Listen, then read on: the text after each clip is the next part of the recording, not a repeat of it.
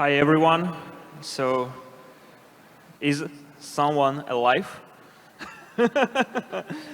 Is someone still here? Okay, nice. So I guess this is the last panel for today. So guys, let's try to rock it as much as we can. Okay, so let's start with a short introduction from each of you. So Mana, please, let's start. Yes, hi, I'm Mana Kanijo. I'm the head of commercial for Merkle Capital. We are the only one with the licensed management fund about digital assets in Thailand at the moment. And Merkle Capital is part of the CryptoMine group that also does many other things where we are based in Thailand. Hello, I'm Amy Lin. I'm from Yuzu Capital. So Yuzu Capital is a Web3 fund. The background is started from a DeFi project and fundraised startups. So for now, I'm actually setting up a structured fund and connecting with the projects that want to have access to crypto natives. Thank you. Oh, hi everyone. You will see me again, right? I was on a panel just now. I'm Belinda here, the founding member of Women in Blockchain Asia. My author day job is actually the head of partnership in Singapore for the Sandbox. So I have been in the crypto space since 2017. So been a lot of ups and downs. I think for the Women in Blockchain Asia, our key aim is really to increase the number of women leadership in the space. So we do that through like placements of women speakers. We give them we do demo days as well as hackathons. So I think that's where we are. We have a presence across Southeast Asia. So we're happy to collaborate if you have any initiative that you want to push for. So I'm Alex. I'm co-founder and managing partner at Cryptomeria Capital, a regulated global investment fund. So today we are talking about digital assets, the growth of digital assets, and I want to start to warm up with pretty simple, but at the same time really important question. So this question for everyone actually.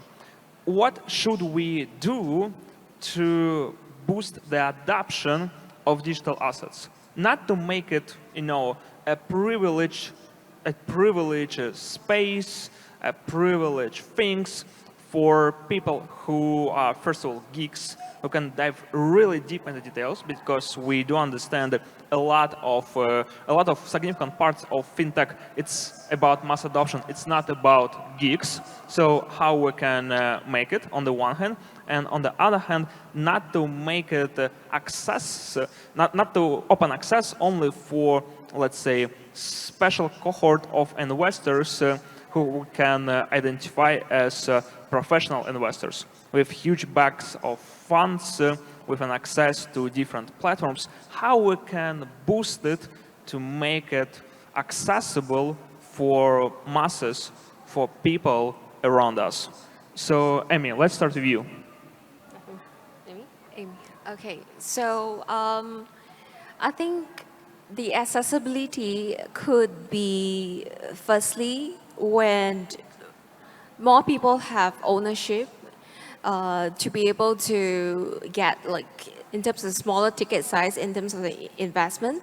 So the ownership meaning that instead of just receiving it as a consumer much later after the project has been launched, you can be part of the stakeholders from the beginning to purchase a token in one of the fractionalized tokens. So I think right now what's happening in blockchain in general, it is mainly to remove any kind of central kind of organization or middleman. So this kind of access and the cost itself will be removed. So it's actually more accessible at the moment. It's just in the midst of building.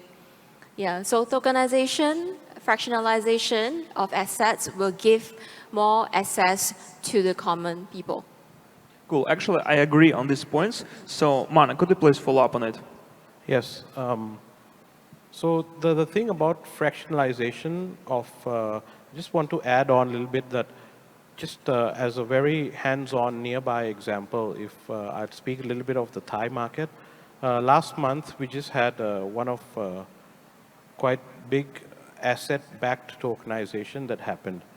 And the company itself was listed in the Thai Stock Exchange, and now instead of selling it for square meters, they're selling it for square inch based, and they tokenized it in the form of ICO.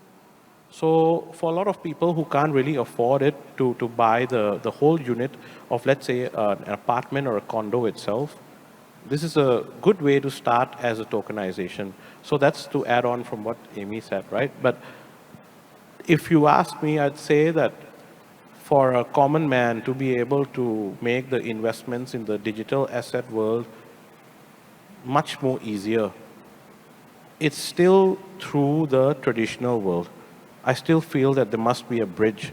And that bridge, as we can see, the narratives coming is definitely in the form of ETFs. So if you look at BlackRock or Fidelity or ARK Invests, who have asked all for the ETF license, which yesterday ARK got delayed for another time. So the next hearing would probably be for some in October, some in Jan, some in coming March. But if this gets a green light, I would say people would be able to diversify the investments much more through traditional big fund management firms as these. So they don't have to open exchange or wallets. They can hold Bitcoin in the form of ETF through these companies as a form of diversification. I think with that in mind, people would be much more open to digital assets. And also one more thing is probably about the security. So to get it more accessible, people need to remove the fear. But the fear is still there that, what if I get hacked? What if I get phishing, So it does happen even with big brands of, wallets and even exchanges and even DeFi. So these things, if we are more well educated about the white paper, tokenomics, and how the codings of the blockchain works, I think a combination of tokenization, ETF funds, education, and the security would probably be a good bridge towards the. So maybe I can add on to this. Yeah, actually, I really like this point. I find it's really, really important how we can reduce the fear. Because it's not about crypto, actually. It's not about Web3. I guess as soon as you take something new, anything, you'll find a little bit fear. Yeah. So to improve mass adoption, to push it, definitely we need to reduce fear. We need to educate people and explain they should not fear. They should find more advantages in it. So, Belinda, what's your point on it? I think we need to go back to the fundamentals of why do people want to own digital assets. So I think for me, the start of the blockchain or even Bitcoin was really exciting because it becomes like an asset can be readily accessed by everyone. You don't have to be like a bank or you have to be a bank customer. You can have just the wallet and then you can own Bitcoin. So I think that's the start of why people should own, because they can finally get access to a financial product or like something that they truly own and without any barrier of entry. So I think for me, I do see there's more adoption. The reason why people want to get like cryptocurrency, like even through GameFi, there's a lot of gamers that's coming into the Web3 space by virtue of the games. So we are seeing a huge, I think we do have like a huge amount of people coming into the GameFi space. So that's about like maybe 5 million users. And then we are also talking about the corporate side of things when they are issuing NFTs too. NFTs is also a form of like cryptocurrency. It's a non-fungible token. So like even in Singapore, McDonald's did a digital collectible giveaway through their existing app. So I do agree on your point, like a lot of this adoption comes also from the traditional means, and I think this is essential for everybody to get used to the idea of like ownership without going through a centralized entity. But I think it's just a step to get there. So in terms of adoption, I fully agree with both of their points that we do need to see more improvement into infrastructure, but I think fundamentally it's the reason why people should own it. I think that's people are driven by what they really want and they will find a way to get there, but I think that the utility of the cryptocurrency has to improve so that people, it makes sense for them to even own cryptocurrencies. Cool. So let's move forward. And right now, I want to go with some specific questions to each of you. I want to start with Mana. So right now, we are in Bangkok, we're in Thailand, So we cannot ignore the country where we are. And I really want to discuss regarding the current landscape of digital assets in Thailand. So my personal view, I believe Thailand makes a lot of great steps to make the field of digital assets regulated and to push this adoption. So I will appreciate if you can share your, let's say, overview of the current landscape of digital assets in Thailand. Okay. There might be a few statistics that I might be able to share with you. So just to give a bit of a clear-cut picture of the market in Thailand. So I'll start with the stock exchange. If you look at the stock exchange about 10 years ago in 2013, the Thai index stock exchange is at 1,500. So that's the index, like you have the NASDAQ and all. So it's at around 1,500. Today, after 10 years, it is still at 1,500. So if you look at the growth of the traditional market, which is the stock markets of Thailand, having the second biggest volume in ASEAN region, we are still not seeing a lot of growth there. But if you speak of the users and people who have adopted digital assets, if you look at the people who registers via centralized exchanges in the country, the rate has seen like a constant growth.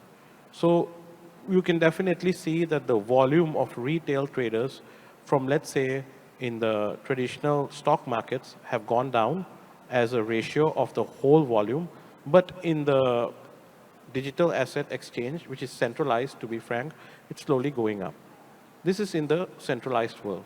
If you look at the DeFi world, Thailand also ranks, I think, the top 10 in Asia easily in the DeFi world.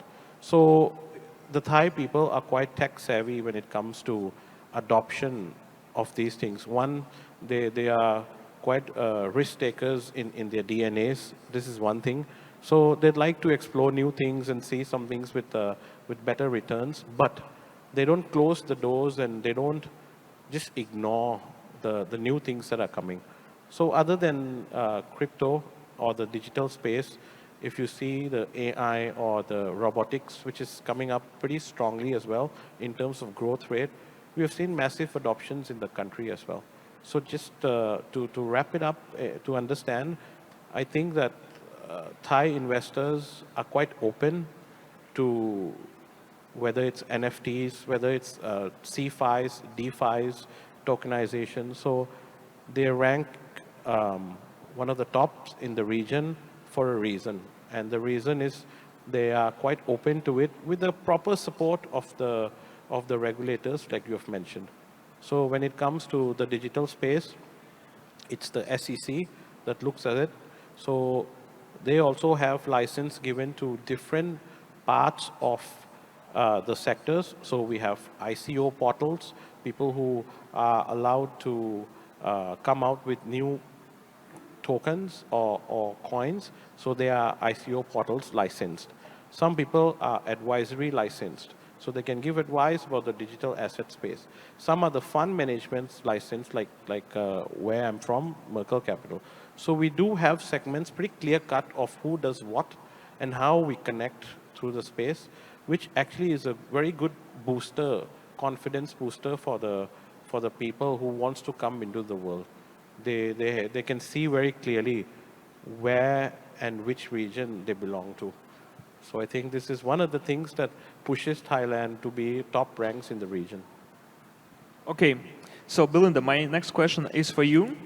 So right now, a lot of companies, a lot of organizations, all the world, they are trying to find the way how they can leverage the power of digital assets, how they can leverage the power of cryptocurrencies, Web3, and so on. So I'm really curious to get know from your end in what kind of ways organizations can use the power of Web3, digital assets, cryptocurrencies to drive the innovations. And if you want to providing examples, please feel free. It's not only about huge corporations, it's also about different brands, different institutions, different associations. So feel free to share. Okay, sure. I think as part of my sandbox role, I do deal with a lot of the Web2 brands. I think that the whole entire Web3 space is a perfect avenue for them to revamp their whole entire marketing strategy. Because you think about it, like right now in terms of the Web2 platform, social media platforms, it's actually very crowded. Even you have like say 1 million followers, unless it's on TikTok, maybe, you might be able to get a bit of attention from your existing customer. But Web3 gives your consumer or like you can create a community around your brand. And I think this is something that a lot of these brands are testing the metaverse for. For example, I think they can issue like an NFT that is more of like a bit of a founder pass or like a collectible that give them further engagement. So even just now, I think taking the McDonald's example, in the Singapore McDonald's app, you have a digital collectible, and with this digital collectible, you get perks like free French fries, free ice cream. So I think it creates a new way for you to engage with your consumer on the deeper level. And typically, we know that Web3 communities are very self-starter. They actually create community around themselves. So I think this is actually a new way and very effective way for brands to test out the Web3 space without having to revisit about their internal process. And I think for the biggest problem for a lot of organizations going to the Web3 space is actually risk management. They are worried about how this would affect their internal like security, like they are worried about how it affects their accounting. Like how do I keep an NFT on my assets? So I think it's really taking the baby steps to get to the stage. And of course, I think that is more on the brand perspective. And I believe both of everybody here is very involved in the financial institution. We do see a lot of financial institutions using blockchain as like CBDCs as a way to automate and actually process transaction way faster. So I think we do see blockchain in a lot of use cases right now for brands. And I'm very bullish about the brand being the next key trend of driving the whole entire cryptocurrency forward. I see. And just to finalize a series of personal questions, I mean, my last personal question is for you. So I would like to ask you to explain how is important to bridge traditional finance and decentralized finance. Because as far as I remember, you have experience in traditional finance, so it will be really interesting to get this point of view from you. And also, you're going to structure a new fund, Congress on it. So I'm really curious to get know how your new fund is going to facilitate this bridging between traditional finance and decentralized finance. Okay, so traditional finance, TradeFi still plays a really huge part in curating the right kind of startups, still because they have deeper pockets, and that is a vote of confidence for startup to continue running, because sometimes startups, even in the Web2 sense, you run out of funds. It might not be a rug pull, just because you run out of funds while you're trying to prove the business model itself. So that's one thing for the curation part.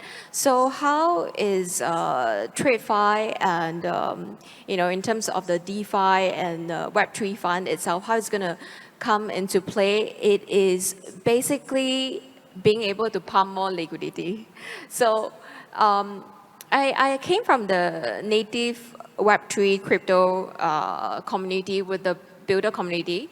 So when a project has been funded, they will set up a venture arm to fund the next few projects and the partner projects that they have. So it's quite a sharing economy itself by itself. So TradeFi does come in usually after, because crypto natives are quite close-knit community itself. They have a confidence with each other. Some of them, they might be, even though a lot of them are anonymous, they check on each other for accountability based on their proof of work in the sense of their merits, their credibility, what have they done for the past projects, their experience, because the truth is that the talent pool in the Web3 is very limited. And for Yuzu's side, I'm working hand in hand with the Web3 native, and they are also multi-functions asset managers themselves. So they are kind of like a system architecture. They will pinpoint the problems they have, they see in, for example, crypto insurance market, and also token launch platform, liquidity bootstrap protocols itself. They also have their own issues.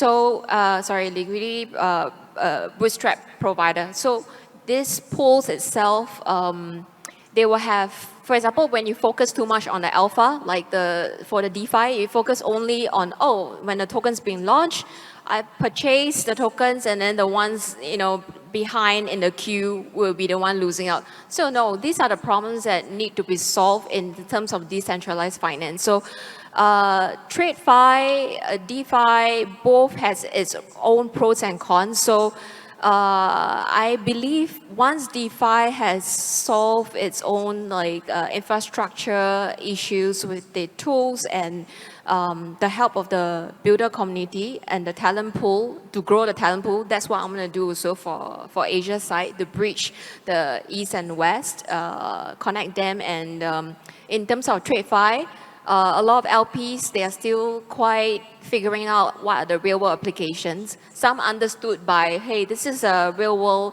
RWA, which is real world asset tokenization. They understood at fundamental level. This is what they see immediately they can invest in. So other kind of education, like to demystify what's happening amongst the jargons. Jargons are usually there to, honestly, to figure out things for the retail users to come in more easily.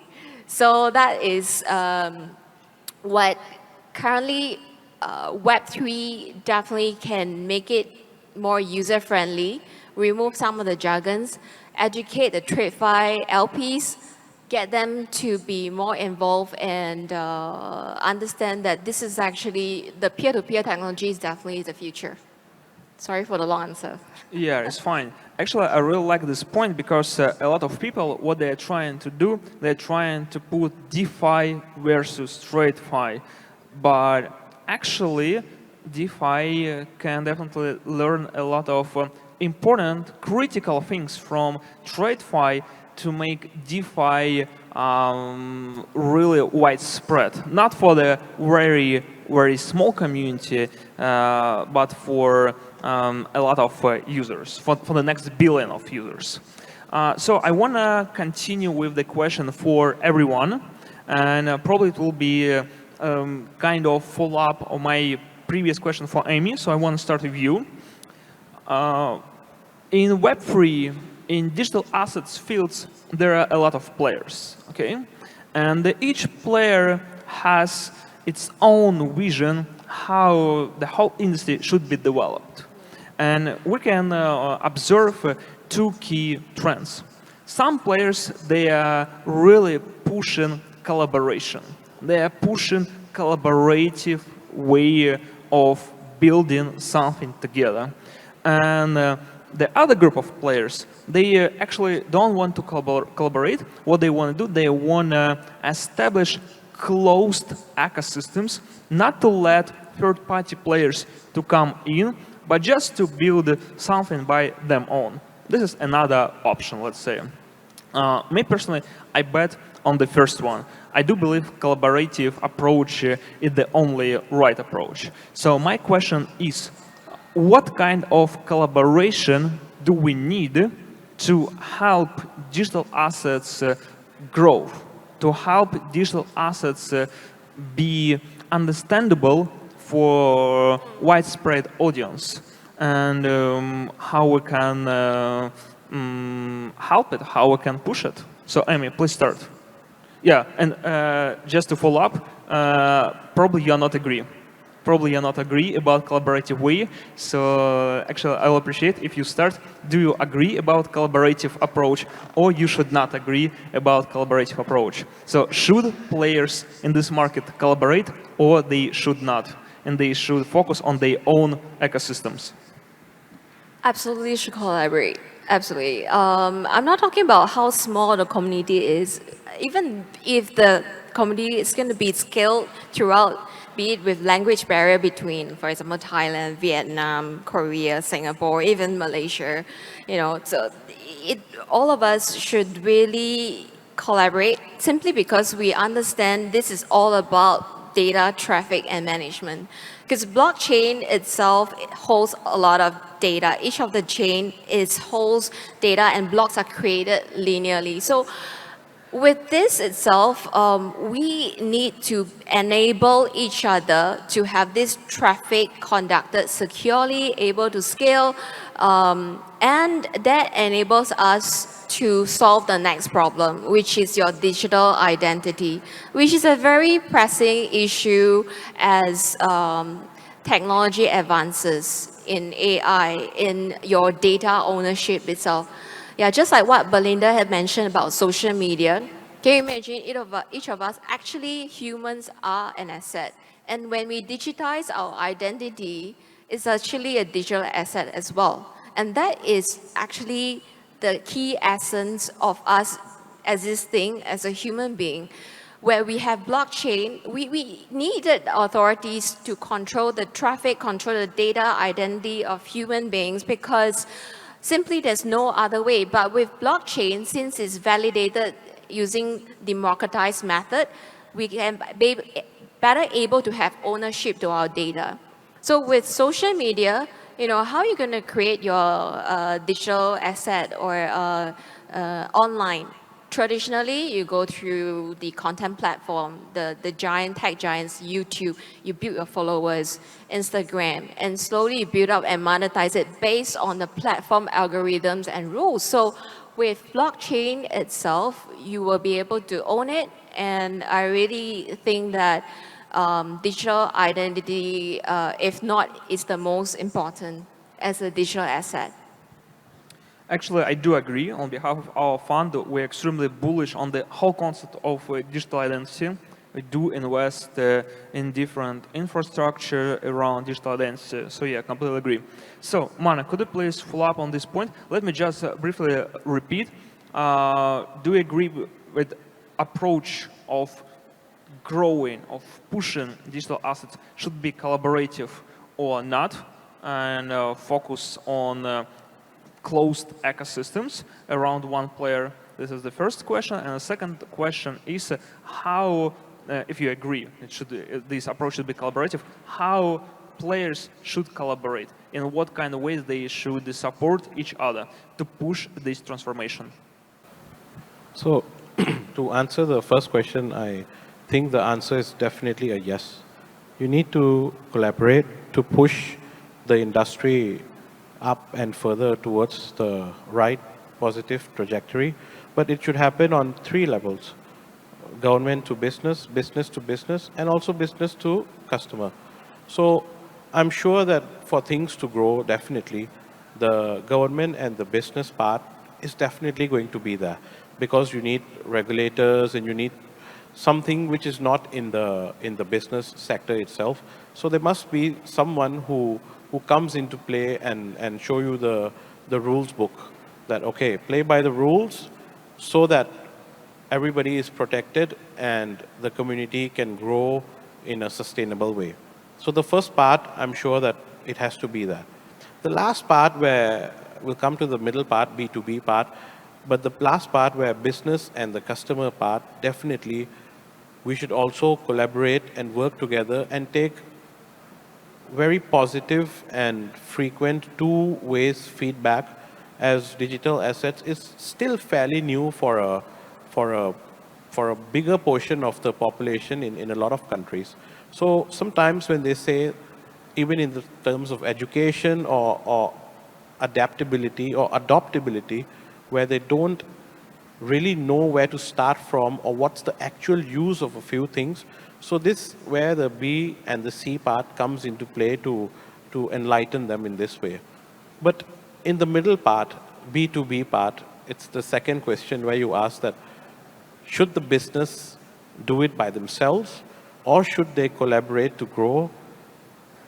So definitely, I would believe so, at least in the first few phases of so many new startups and the industry, you need to collaborate in a positive, competitive way. Competition is definitely going to help you to just go on further, to improve your business structure, to understand the needs, to have, so just simply put, if you look at Apple and Samsung, or even if you look at Coca-Cola and Pepsi. So there was once, this is just a tiny story, there was once where one of the Pepsi guys went and complained to Coca-Cola about Pepsi itself, about how it does its private recipe, secret recipe, and all of these things. But in the end, the competitor did not take into account a lot of what they said. Because let's say if a vending machine has only Pepsi, the buying rate would be much lower than if there's Pepsi and Coca-Cola. So a person would have choice of two things. And when there's a choice, a competitor, for competition, a consumer actually tends to choose one thing rather than if there's no competition at all. So in this sense, I agree that there should definitely be a B2B competition to an extent. After an extent, in terms of market share and the growth rate, just leave it to the way things will go in that way. So in terms of government to business, business to business, and business to consumer, definitely there should be collaboration and competition at the same time. So actually, I believe you have highlighted a really important really important pillars: government to business, business to business, and business to customer. So just very shortly, can you put it on first, second, and third place? What's more important, or everything in the first place? I mean, in the digital assets world, if you ask today, the customers have already, extended their hands to the business to be shaken. They want to work together. They want to use the services, even if it's blockchain or digital assets, CFI, DeFi. They have already given a green light to themselves that I want to do this. So half the job is done there. Even businesses to businesses, I agree that I believe that a lot of businesses, they don't work as one firm. They actually have a lot of meetings internally. They're also like digital assets associations, let's say in Thailand. And who comprises of those? So a few members of CryptoMine Group, of BitCup, of a lot of major players, because you can't really push to grow alone. So if you really want to walk far, you have to walk together, right? But the first thing that needs to be done and challenged is definitely with the regulators. Because a lot of people have some obstacles, but for the right reasons. But it really depends on how open each country's regulators are. So number one, because B2C is the job's half done, B2B the job's half done, I think to really push it to the next level, it's more of G and B. Okay. So Belinda, could you please follow up this question? Should the field be collaborative or not? And if yes, in what kind of way this collaboration should be structured? I love the points. I think it's very clear how we can do the whole entire three pillars. And I like the way you mentioned the digital identity. So for me, definitely the answer is we have to be collaborative. I think when we first go into blockchain, the answer is always do you need blockchain? If you only need within your own stakeholders, then use a database instead.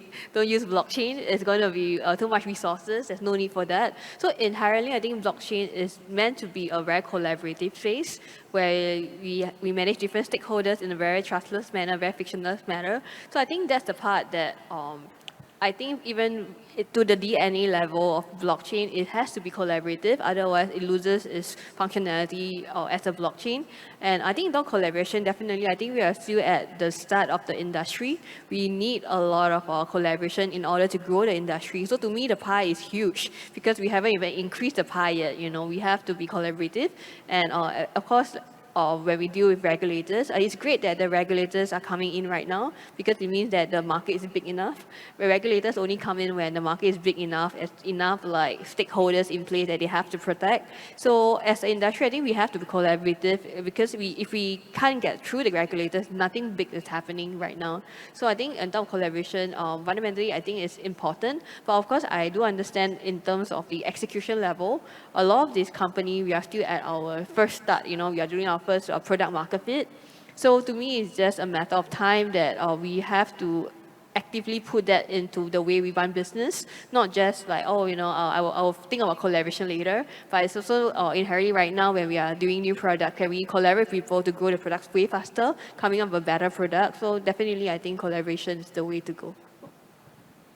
Perfect. So I guess we have just 4 minutes. It means we have time just for the one last question. So, Belinda, let's start with you.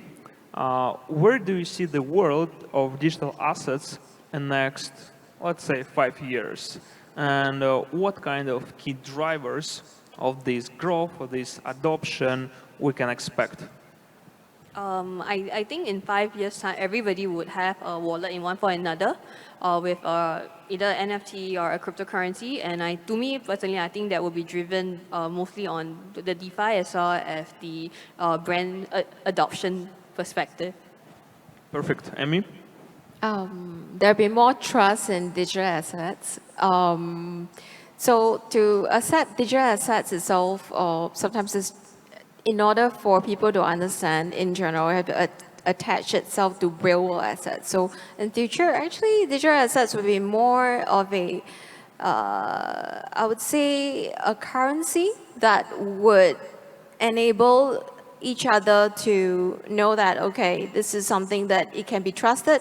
So the digital asset will be recognized. So like for stable coins, crypto assets itself, CBDC and security tokens, so all of this need to be sorted out. So I hope that the ETFs will be approved, and then so that, you know, by January everybody will be celebrating. Fingers crossed. Fingers crossed. Fingers oh yeah, crossed. so 5 years time, yeah, we will definitely have better adoption.